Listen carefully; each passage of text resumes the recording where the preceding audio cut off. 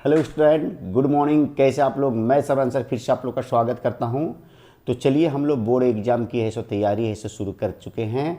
और आज हम लोग जो है ऐसे समांतर श्रेणी में एमसीक्यू क्वेश्चन जो जितने भी आते हैं उसके कुछ प्रश्नों को हम लेकर आए हैं। इतना प्रश्न को जानने के बाद आपका एक भी प्रश्न जो है से एक अंक स्तरीय है से छूटेगा नहीं। और हो सके तो ये अगर प्रश्न 2 या 3 अंक में आता है तो उसको भी आप लोग आसानी से है से इसको हल कर सकते हैं।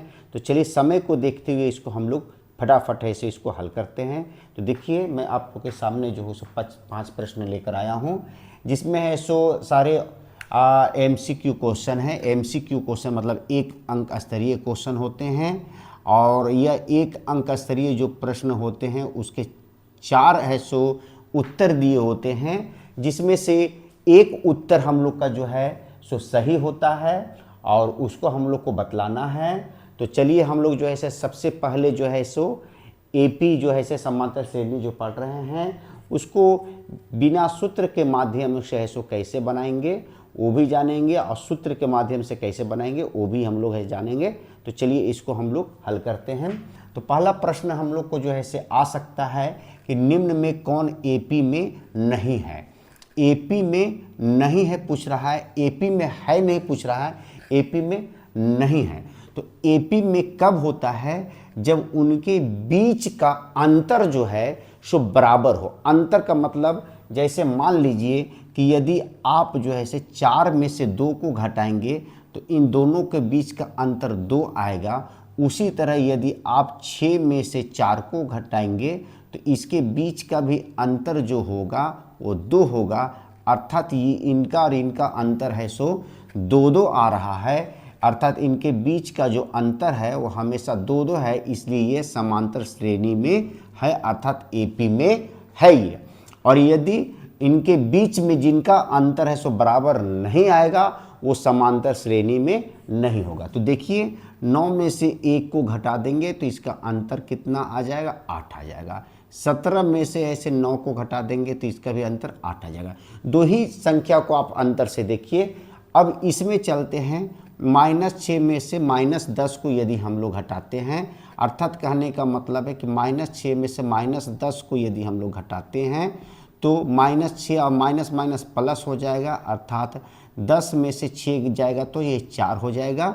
उसी प्रकार 2 में से -6 को यदि हम लोग घटाते हैं, -2 में से -6 को यदि घटाते हैं तो -2 और माइनस माइनस प्लस हो जाएगा 6, इसका भी अंतर 4 आएगा। अर्थात दोनों के बीच का अंतर जो है इसमें भी बराबर है, इसमें भी बराबर है, इसमें भी बराबर है। तो अंतिम जो है डी ऑप्शन वो एपी में नहीं होगा, क्योंकि देखिए 9 में से 4 में से 1 जाएगा तो 3 बचेगा, और 9 में से यदि हम लोग 4 को घटाएंगे तो 5 आएगा। तो ये दोनों के बीच का अंतर है सो बराबर नहीं आ रहा है, इसलिए हम लोग का डी ऑप्शन है सो सही हो गया, अर्थात ये एपी में नहीं है। यदि क्वेश्चन आता है कि कौन एपी में है तो इस तरह में 3 ऑप्शन होगा जो एपी में नहीं होगा, जिनके बीच में अंतर जो है सो बराबर नहीं होगा, और जिसके बीच का अंतर बराबर होगा वो एपी में होगा। तो प्रश्न को चेंज भी किया जा सकता है कि निम्न में कौन एपी में है पूछेगा, तो जिनके बीच का अंतर बराबर होगा वो एपी में होगा, और जिनके बीच का अंतर बराबर नहीं होगा वो एपी में जो है सो नहीं होगा। ये हम लोग समझ गए। आगे का क्वेश्चन है, समांतर श्रेणी एपी में 3 1 -1 -3 का सार्व अंतर, अर्थात सार्व अंतर ज्ञात करना है। अर्थात सार्व अंतर को डी बोलते हैं हम लोग, ज्ञात करना है। तो बहुत ही आसान है। इसमें क्या करेंगे कि 1 में से 3 को घटा देंगे।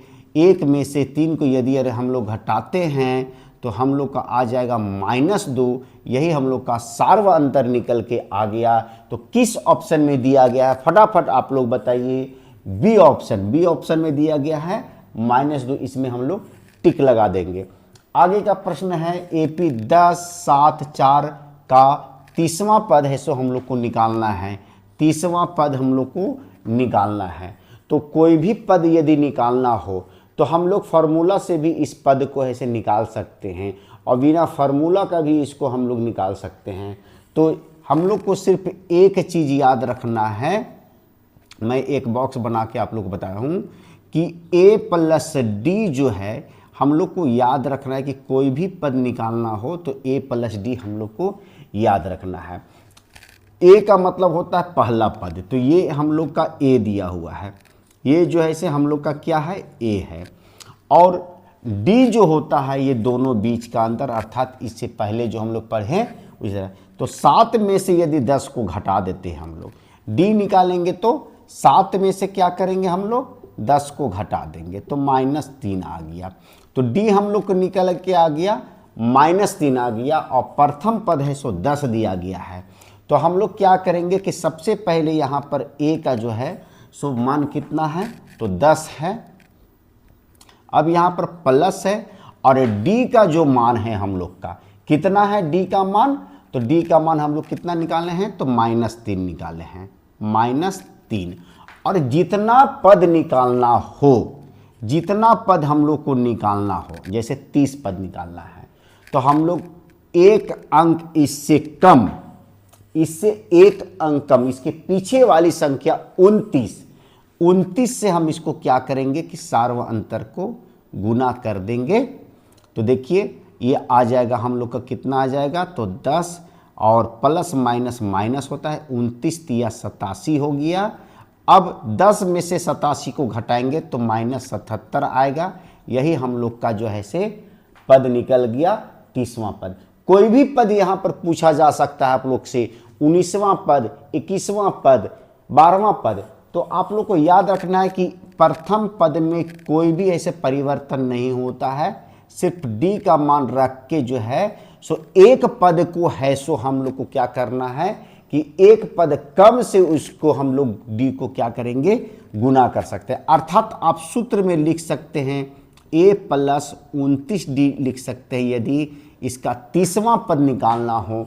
यदि हम लोग को इसका 20वां पद निकालना होता तो a प्लस 19d लिखते, यहाँ पर 21वां पद निकालना होता तो a प्लस 20d हम लोग यहाँ पर लिखते। अगले प्रश्न में चलने से पहले -77 किस ऑप्शन में दिया गया है उसको हम लोग देखेंगे। तो सी ऑप्शन में दिया गया है, तो सी ऑप्शन में हम लोग इसको क्या करेंगे कि टिक लगा देंगे। अगला प्रश्न है AP 3, उसके बाद 3 प्लस √2, 3 प्लस 2√2 और 3 प्लस 3√2 का सार्वंतर क्या होगा। तो देखिए अभी हम लोग यहाँ पर जो है से दूसरे प्रश्न में सार्वंतर है सो जाने हैं, ये रूट में दे दिया है, इसको सेम इसी तरह से बनाएंगे। क्या करेंगे कि इस पद में से इस पद को घटा देंगे। अर्थात हम लोग इसको कैसे घटाएंगे तो 3 प्लस √2 है, अब इसमें से इस पद को है क्या करना है घटा देना है, तो -3 लिख दिए। अब देखिए माइनस और ये प्लस ये कैंसिल हो गया तो बच गया √2। यही हम लोग का सार्वंतर अर्थात d का मान निकल के आ गया। तो किस ऑप्शन में दिया गया है, सी ऑप्शन में दिया गया है, इसको हम लोग टिक लगा देंगे। तो उम्मीद है कि आप लोग को अभी तक के सारे प्रश्नों का हल जो है से पूर्ण रूप से समझ में आ गया होगा। तो कमेंट्स बॉक्स में आप लोग को बताना है कि आप लोगों को यह अगर समझ में आ रहा है तो मेरा वीडियो कैसा लग रहा है। आप लोग का कमेंट्स नहीं आ रहा है, इसका मतलब मेरा वीडियो आप लोग को पसंद नहीं आ रहा है। यदि आप लोग को मेरा वीडियो पसंद आ रहा है तो कमेंट्स में ज़रूर लिखें। और एक चीज़ मैं हर दिन की भांति सबको बोलना चाहता हूँ कि यदि मेरा वीडियो आप लोग को पसंद आ रहा है तो मेरे लिए एक लाइक कर दे, हो सके तो शेयर कर दे। और जो बच्चे पहली बार मेरे इस वीडियो को देख रहे हैं सबसे पहले मेरे इस चैनल को सब्सक्राइब करें और बेल बटन दबाना ना भूलें, ताकि आने वाले वीडियो का आनंद आप समय से ले सके और बोर्ड एग्जाम में 99% ला सके। तो चलिए अगले क्वेश्चन को हल करते हैं।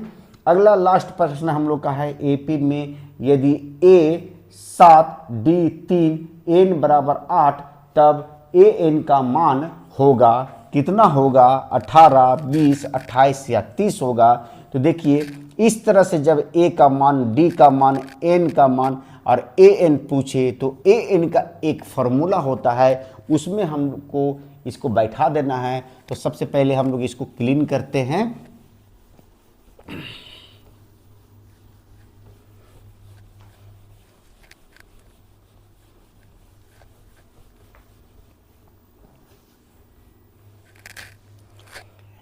an का जो सूत्र होता है हम लोग का ए एन बराबर A plus N minus one into D. अब इसी में से हम लोग जो है से इस सूत्र में हम लोग इसको बैठा देंगे। ए का मान जो है से 7 है, डी का मान 3 है, एन का मान 8 है। एन पूछ रहा है तो ए एन रहने देंगे यहाँ पर। ए का मान जो कितना दिया हुआ है हम लोग का, तो 7 दिया गया है। उसके बाद एन का मान कितना दिया गया है, तो 8 दिया गया है, तो 8 माइनस 1 लिख देंगे। और डी का मान कितना दिया गया हम लोग का, तो 3 दिया गया है, तो यहाँ पर हम लोग गुना में 3 लिख देंगे। अब यहाँ पर लिखेंगे 7 प्लस 8 में से 1 गया 7 गुने 3 लिख देंगे। उसके बाद 7 प्लस 7 21 हो गया। 21 को यदि 7 से जोड़ेंगे या 7 को 21 से जोड़ेंगे तो कितना आ जाएगा, 28 आ जाएगा। तो ए एन का मान हम लोग को निकल के 28 आ गया। किस ऑप्शन में दिया गया है, तो सी ऑप्शन में दिया गया है। इसमें हम लोग इसको टिक लगा देंगे। तो उम्मीद है कि आज के सारे प्रश्नों का हल जो है से आप लोग को पूर्ण रूप से समझ में आ गया होगा। तो इस चैनल में बने रहने के लिए मेरे चैनल को सब्सक्राइब करें, लाइक करें, शेयर करें, और मेन चीज़ आने वाले नोटिफिकेशन को जानने के लिए सबसे पहले आप बेल बटन दबाना ना भूलें। तो चलिए नए वीडियो के साथ फिर मिलते हैं। तब तक के लिए have a nice day, take care.